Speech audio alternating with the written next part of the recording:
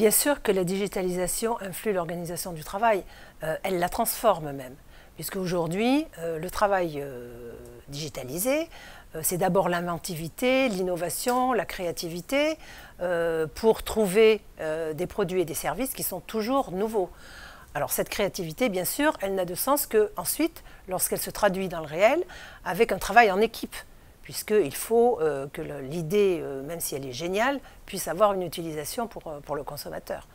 Et donc, en termes d'organisation du travail, nous sommes sur des postes de travail où les gens doivent être autonomes, réfléchir, créer, plutôt que d'appliquer des consignes qui leur viennent du management, et ensuite apprendre à travailler en équipe, parce qu'ils vont évidemment travailler en mode projet pour la réalisation de leurs inventivités, de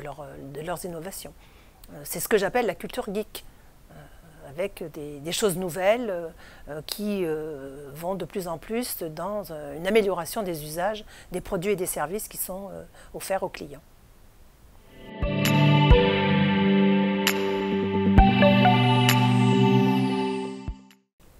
Alors, cela impacte le parcours pédagogique tout simplement parce qu'on va demander aux personnes qui sont sur des postes digitalisés des compétences différentes. Des compétences en termes d'innovation, de créativité, d'une part, et aussi des compétences en termes de travail en équipe, de travail en mode projet, de travail en mode collaboratif.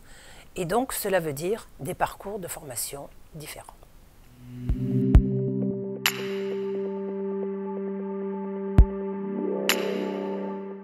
Alors évidemment, le rôle du formateur est complètement transformé avec cette digitalisation, dans le sens où il ne s'agit plus de faire passer des messages sur des pratiques ou des méthodes de travail, mais il s'agit d'accompagner la personne dans son propre développement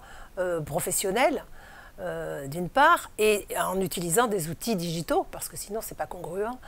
par rapport à la personne. Et donc le formateur doit lui-même se professionnaliser et se former pour intégrer ce nouveau rôle.